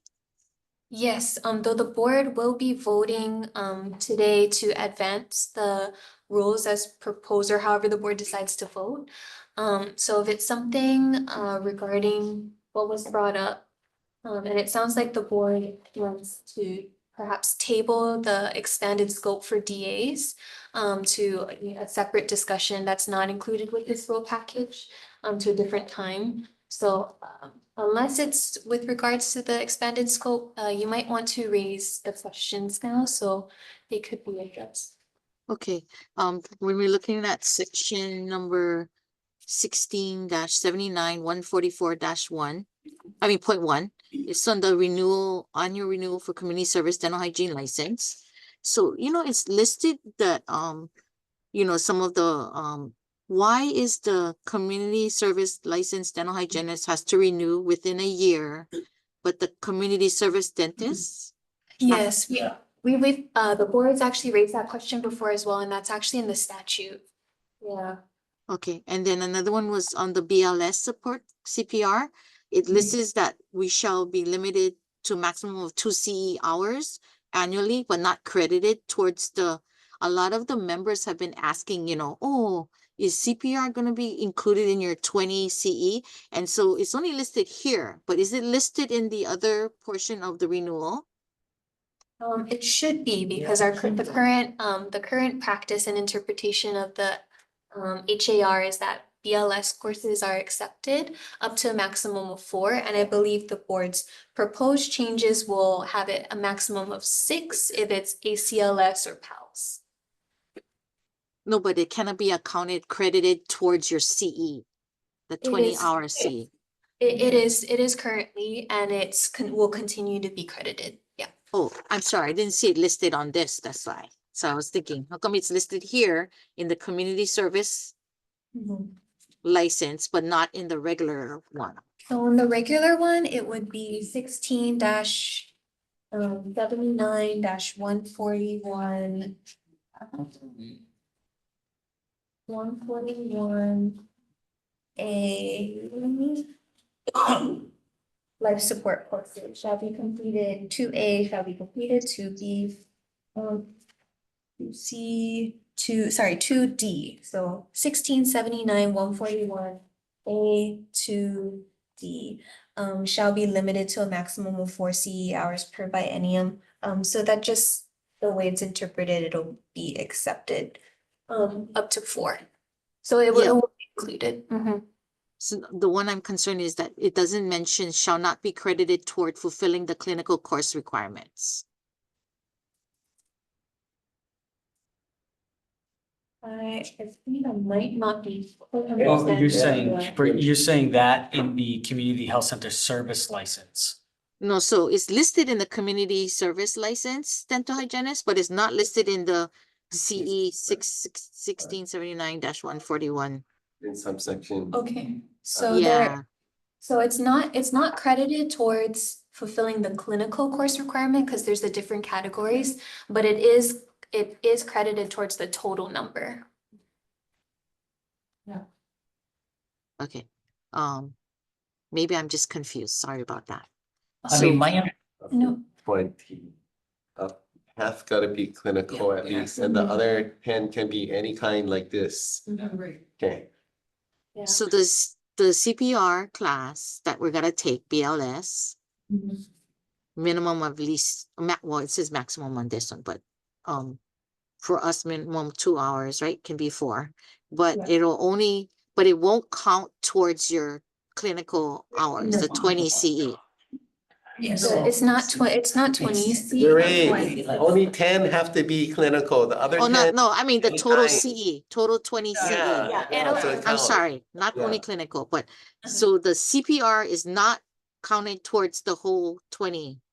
It It is. So just kind of in summary, so there's like 2 different types of CEs. There's the Oh, 24 okay. CEs, there's clinical and non-clinical. And then the ethics and the And then BLS. Okay. Yeah. And then at least half of the required CEs regarding the courses need to be clinical, more than half. So BLS, ACLS, PALS would not count towards clinical, but the clinical category, but it would count towards the total number that a licensee would have to complete. Yeah, but good clarification. And once these changes are made, it always in the board's FAQs, we provide a chart that breaks it down because I know it can be confusing for applicants. So we have that for the current renewal period, and if these pass, we'll update that to provide guidance to licensees as well. Thank you. Okay, thank you. Excellent. I hope we're able to clarify that. Under the, talking about the life support courses, under that section, under C where it says shall be basic life support for healthcare provider courses. Should we include the aspect of PALS and the advanced cardiac life support as superseding that? In addition to what I'm getting at is if somebody is renewing and they have PALS or ACLS, they're not doing anesthesia in their office, but they have that obviously meets this requirement. Because that is a higher level of course than BLS. Because it's not specifically addressed, but I think in practice that would make sense. Follow what I'm getting at? You think it's worth? Internally, we will. Okay, and that's what I'm asking. Okay, We do note that. okay. So we don't require them to have BLS, PALS, and Yeah, ACLS. of course. Yeah. And Okay. that can maybe even be applied regarding the dental assistants and the CPR. They take BLS, which is a Which higher is a higher level Yeah. of course. To be internally audited because of. Okay, I just, Yeah, but good question. okay. And it's good for us to get everything. At this time, is there any other comments, board or public? Thank you, Chair. Doesn't look like there's any additional testimony. Just to summarize, because we've been talking about a lot of different areas, Ms. Choi, can you summarize the revisions that were recommended? Sure. No. So it would be everything that's already included in the big packet labeled draft for the proposed rules, including my note to add Exhibit A to the back for that facility inspection checklist. This would include that separate handout that the board rules pig submitted with regards to the additional comments after receiving testimony from stakeholders. And this would include Dr. Pine's recommendations to the community service sections for the changes to the wording of the letter of employment for acceptable documents to just list employment dates and not specify start and end. And then it would also include for the section for temporary dentist, specifically for section B for the postdoctoral residents, the acceptance of a signed letter from the dean. And I can work out the specific language as one of the acceptable documents to verify education. And I believe that those were oh, and sorry, one last one. Kathy's note about the section where we accidentally put dentist, where it should actually read dental hygiene license. Correction related. Then add in Oh, the yeah, word, sorry. and And adjustment of temporaries. For the allowable clarification. duties for Yeah. dental assistants. Thank you. No, thank you. Oh, yeah, please. And I'm sorry, did you say, are you tabling the discussion for the language under the prohibited duties of dental assistants? Yes, for the specific reference in that statute, yes. And then if there's any questions, in the meantime, then please email the board and the board can discuss it as a scope of practice question on the agenda.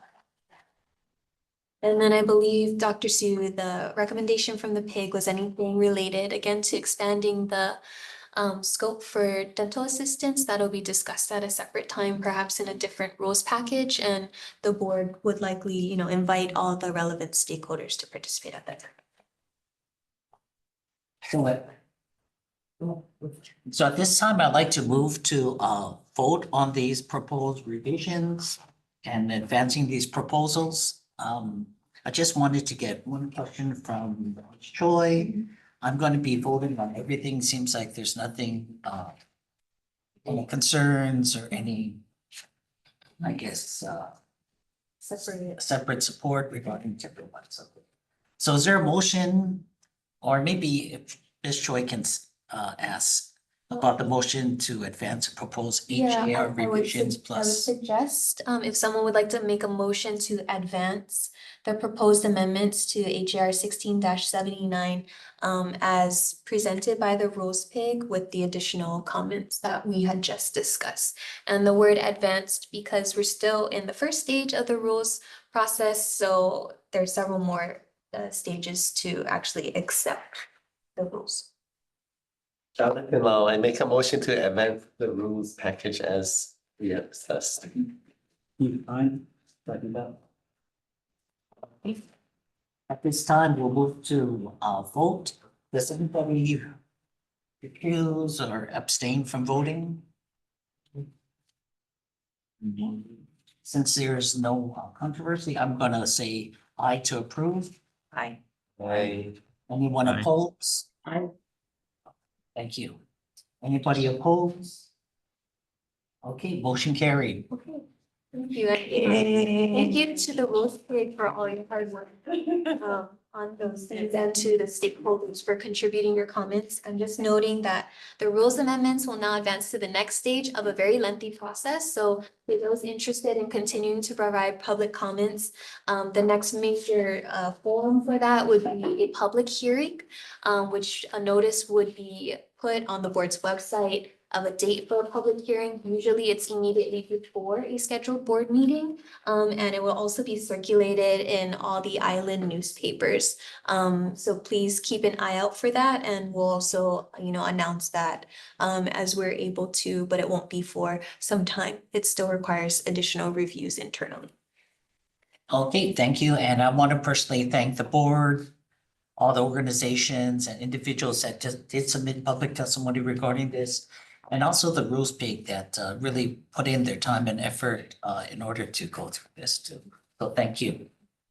Okay, moving on to agenda item 4, scope of practice regarding 4A, email inquiry for Leanne Higa regarding community service dental hygiene licenses, scope of practice, including allowable duties if CSDH licenses may teach courses at the University of Hawaii Maui College Dental Hygiene Program. I'm gonna ask Ms. Choi if you can read maybe the pertinent parts of the email from Ms. Higa that was submitted on November 12th, 2024. Sure. So the board received several questions from Leanne Higa with regards to the University of Hawaii Maui College Dental Hygiene Program. There's 4 questions. 1, can a community service licensed dental hygienist teach dental hygiene clinic and didactic courses at UHMC Dental Hygiene Program? 2, can a dental hygienist not certified in infiltration or block anesthesia teach the local anesthesia and pain control course at UHMC Dental Hygiene Program? 3, is the University of Hawaii Maui College Dental Hygiene Program considered a post-secondary auxiliary training program? And 4, are the allowable duties for a community service dental hygienist the same as a dental hygienist? And I know that we have Leanne on the call, so I don't know, Dr. Sue, can we promote her to Yes. panelist? Okay. Hello, thank you so much for hearing my questions. Can you all hear me? Yes, we can. And just for your information, the board has a redacted version of the email correspondence that you've been sending to the board where you and I have been corresponding. So that they have that as a reference point, but if you'd like to add any additional comments, please do so. There's no additional comments, but I'd just like to hear from the board what the definitions are. Thank you. Thank you. Okay. I'd like to remove myself from this discussion. Oh, okay, Thank you. thank you. That's noted. I wonder if I should recuse myself. I work at the college, not at the dental school though. It's up to you. If you feel that it might conflict, you can. If not, if you think that you can remain impartial, then you can remain. Remain impartial. Okay. Yeah. And you're gonna recuse as well. Okay. Sure. So actually, I think it's pretty straightforward in our laws and rules, so I'll just explain that and maybe we can go one by one. I'll list the relevant statutes for the board and the public's information. And then Leanne, don't worry about writing it down. I can also email this to you, but if you want any Wonderful. clarification, then we can do that question by question. So maybe if I can go through that first, is that all right? Did you want to finish the public comments or Oh, read it? sure, yeah, public comment. So at this time, is there any other public comments? Thank you, Chair. We do not have anyone wishing to provide testimony. Okay, thank you. And thank you. Okay, so for the first question, can a community service licensed dental hygienist teach dental hygiene clinic and didactic courses at UHMC Dental Hygiene Program? So there's a differentiation in the question between clinic and didactic courses. So I would note to the board that your laws and rules are silent as to community service dental hygienists, so CSD, didactic courses, where didactic courses refers to lecture style teaching only without any hands-on component. Teaching clinical courses, however, would be considered the practice of dental hygiene, since an instructor would be performing the duties outlined in the board's laws and rules regarding the allowable practice of dental hygiene. The practice of clinical dental hygiene is defined by HRS 447-3B and clarified by allowable and prohibited duties in HAR 16-79-69.10 and HAR 16-79-69.15. So any of the duties described therein would require the appropriate license to practice pursuant to HRS 447-1F. So in conclusion, since a CSDH is authorized to practice dental hygiene in the state of Hawaii, they're allowed to teach clinic courses at the UH Maui County Dental Hygiene Program. And again, the board's laws and rules are silent as to teaching didactic courses. Number 2, and Liam, please interject if you have any questions too as I go through. Okay. Okay. Number 2, can a dental hygienist not certified in infiltration or block anesthesia teach the local anesthesia and pain control course at UHMC Dental Hygiene Program? So the administration of infiltration and block anesthesia falls under the clinical practice of dental hygiene pursuant to HRS 447-3. Therefore, the local anesthesia and pain control course must be taught by a licensed dental hygienist. In order to administer intraoral infiltration anesthesia, a licensed dental hygienist must meet the requirements of HAR 16-79-76B1. And then in order to administer intraoral block anesthesia, a licensed dental hygienist must meet the requirements of HRS 447-3.5 and HAR 16-79-76B2. And we just would note the differences between administration of intraoral infiltration and intraoral, since our statute makes a difference. And I'm not sure if the local anesthesia and pain control courses require the administration of both or one or Both. okay. Thank you. And then for number 3 is the University of Hawaii Maui College Dental Hygiene Program considered a post-secondary auxiliary training program. So the board's laws and rules don't have any definitions of post-secondary auxiliary training program. However, based on the general definitions of those terms, the Maui College, thank you, dental hygiene program seems to meet this categorization. Okay. And then for number, oh, sorry, yes. I have an additional question, if that's okay. If we do resume the dental assisting program, would that fall under this post-secondary auxiliary training program? I know that it wouldn't be CODA certified though. I believe that it still would fall under also, both. Yes, since the assistants are defined as auxiliary personnel. Okay, number 4, are the allowable duties for a community service dental hygienist the same as a dental hygienist? So the allowable duties for a community service dental hygienist and a dental hygienist are generally the same. However, the following should be noted.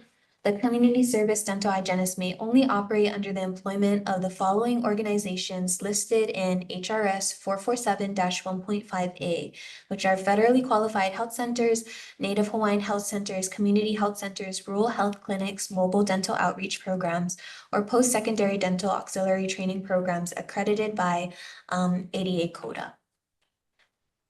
Community service dental hygienists may not administer infiltration or block anesthesia upon licensure, since certification is not a requirement for community service dental hygiene licensure. So our laws and rules don't ask for that information, and that information is required in order to administer. So all community service dental hygiene and dental hygiene licensees are reminded that they may only operate under the direct supervision of a Hawaii licensed dentist unless the requirements for general supervision are met pursuant to HRS 447-1 and HRS 447-3. And finally, administration of intraoral infiltration and block anesthesia are allowable for licensees who are certified and approved to administer under direct supervision only pursuant to HRS 447-1 F1, HRS 447-3B, and HAR 16-79-76B. And I can again email all of those references. yes, please, thank you. But thank you for answering my questions, and thank you for taking the time with the board to review this and clarify. Thank you, Leanne. Did the board have any questions for me? Okay, so we don't, since it's not, it actually was clear in the laws and rules, the board doesn't need to vote on scope. So we can move on to the next agenda.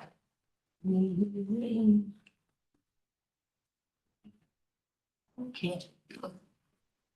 Next agenda item 5, application.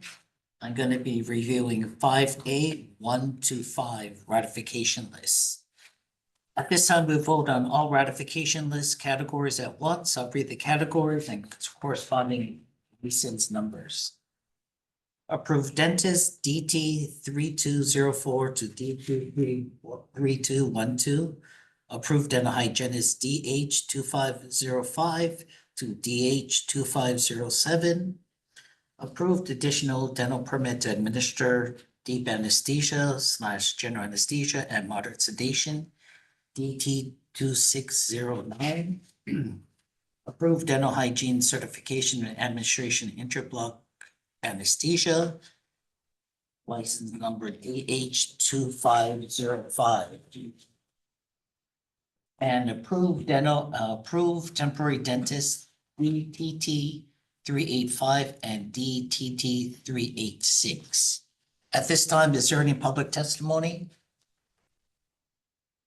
Thank you, Chair. We do not have anyone wishing to provide testimony. Any board comments? See no board comments.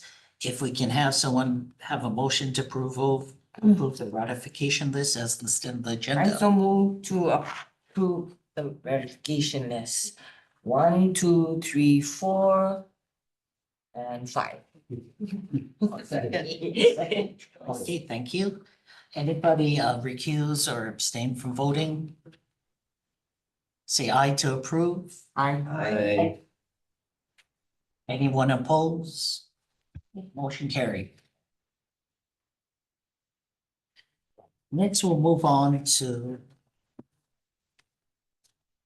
item number 5B1, temporary dentist application regarding Dr. Rochelle Maliski. In this case, my recommendation is to defer the review of this application due to needing further information and clarification from the applicant. Any questions about any comments regarding that? Do you want to mention anything? No, we can, we can defer the agenda item. Okay, deferring this agenda item. Next, we'll move on to 5C1. Continue education approved sponsoring organization application, specifically dental educational solutions and training. OSHA 2025 updates and training. Are there any public comments regarding this agenda item? Thank you, Chair. There's no additional or no testimony to be. Okay, any board comments? And I do want to make a quick comment is for this training, it has been previously approved by the board previously, just kind of FYI for your information regarding that. Is there any other board comments? And reviewing all the documentation seems like they do meet all the criteria to approve this course, so. Can confirm I reviewed the information provided and it appears to meet the laws and rules. Okay, any comments? See no comments, is there a motion to approve this course from the board? This course. Okay, I second. perfect. Does anybody recuse or abstain from voting? Okay, say aye to approve. Aye. Anybody oppose? Okay, motion carried. Now we'll go on to agenda item 6, 2025 legislative session regarding legislative liaison. In this case, the board will consider appointing legislative liaisons to assist the executive officer regarding legislative matters for the 2025 session.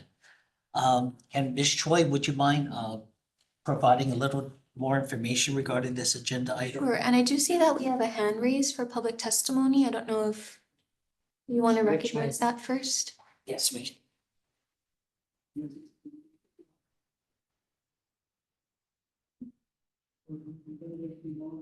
Hey folks, can everybody hear me? Yeah. Yes. Sorry, my internet's a little spotty, so if I cut out, just let me know. I'll take You're my on time. You're clear on our side. If you can just identify yourself and then you Okay. have minutes to provide testimony. Thank you. Sounds good. Hi, my name is Richmond Lazar, and I'm testifying on behalf of the Hawaii Dental Association in support of the appointment of a legislative liaison to assist the executive officer for the 2025 legislative session.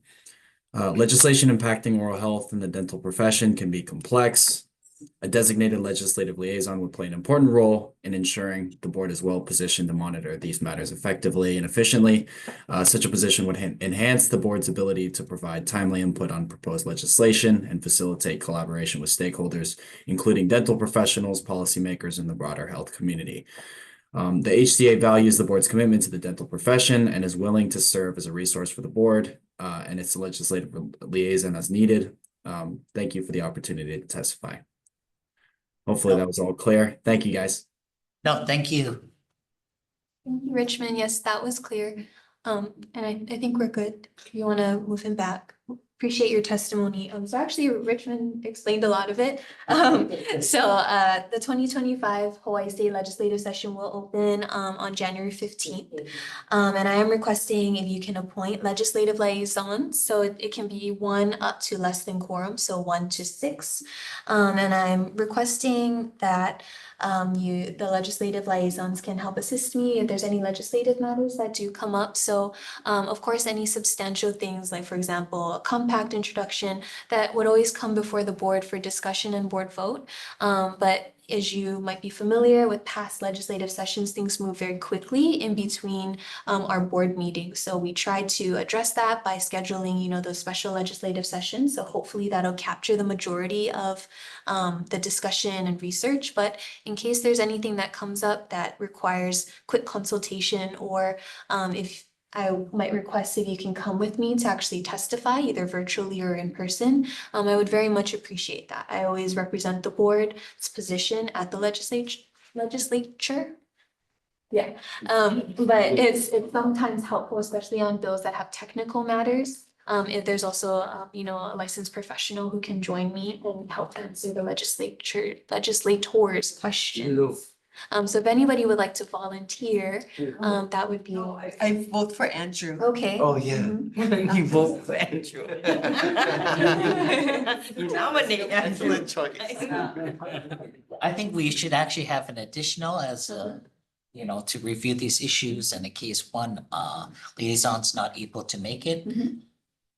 I vote for. I think that's great. Far away, different. Who lives here? There is virtual. Oh, Yes. okay. I mean, if you're available. Yeah, of course. We'll help you. Okay, No thank worries. you. I appreciate it. Joyce too. And then, between Joyce and Kathy, it would be great to have a dental hygiene Yeah. representative. Yeah, them two will sign up. Oh, both of them? Volunteer you, Kathy. I'm gonna be out of town in February. She said yes.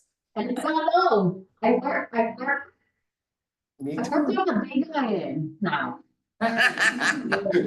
Kathy, if I can just consult you guys. Consult, we need your consult.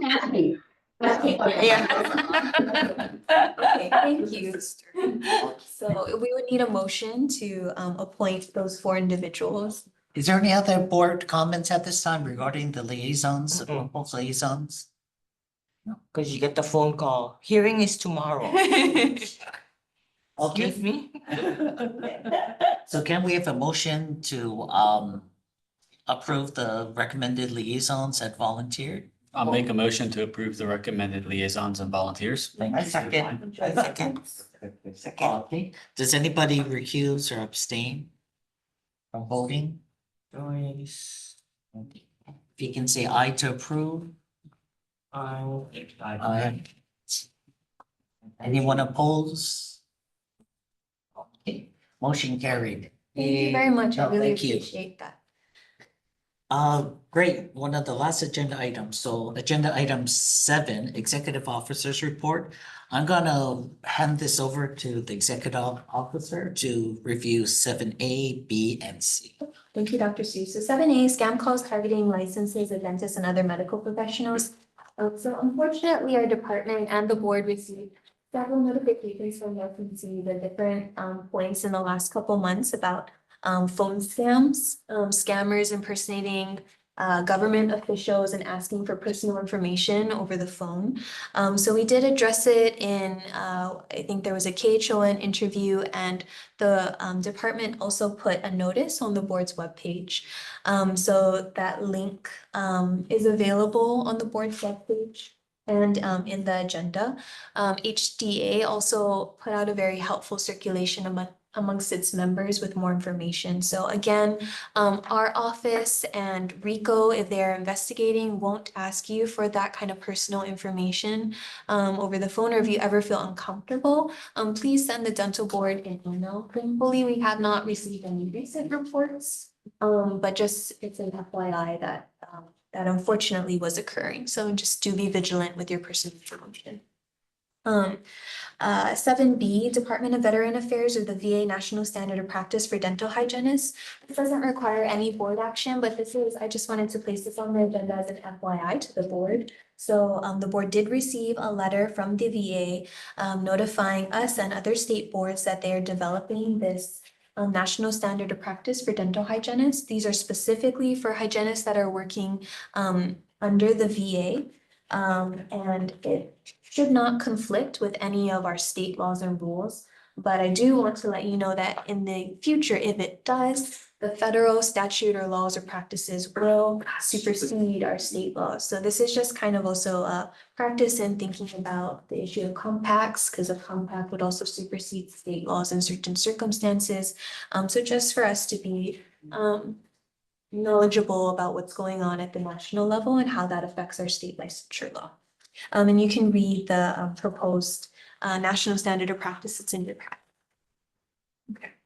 7C, renewal year for dental licenses, renewal FAQs posted on the board's website. It's a new year. Happy New Year. And with the new year, it's also a renewal year. And so as you know, pursuant to our statute, the dentist and dental hygiene licenses must renew their license on a biennial basis. So by December 31st of every odd numbered year, which includes meeting the continuing education requirements. So for our current licensing biennium 2024 to 2025, must renew by December 31st of 2025.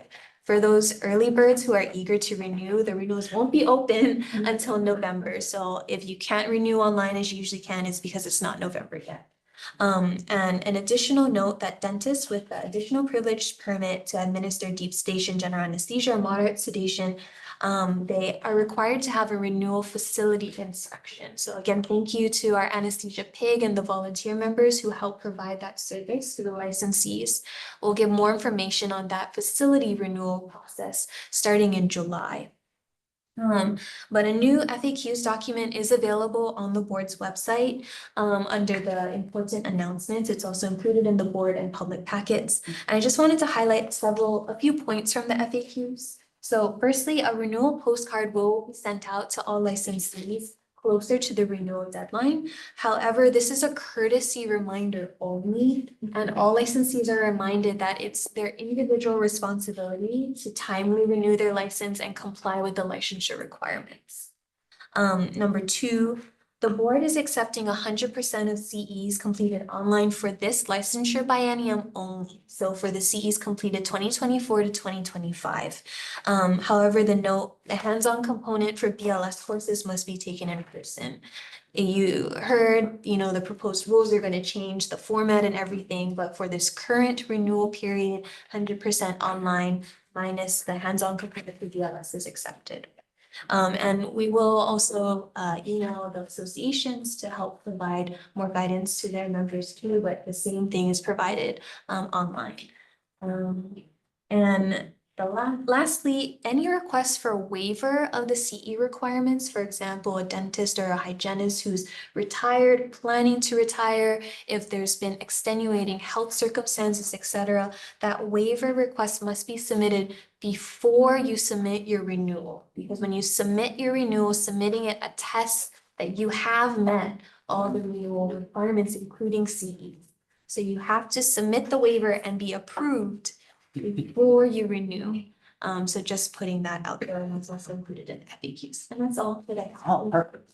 Agenda item, next meeting. So there's a tentative meeting that has not been confirmed on February 3rd, 2025 at 10 a.m. And this would be meeting specifically for legislative. And it's going to be depending on if there's any feelings. So may I clarify, please keep it on your calendars. So it's not confirmed if it's canceled. So I will email you as soon as Oh. possible to let you know if it's canceled, but please plan on having that February 3rd meeting. And at that meeting, the board would only discuss legislation. And I want to thank everybody for staying on later than 12 o'clock and your input regarding this. This is a very important meeting. We accomplished a lot, so thank you, everyone, and Happy New Year. Happy New Year. Meeting adjourned. Meeting adjourned. Where's lunch?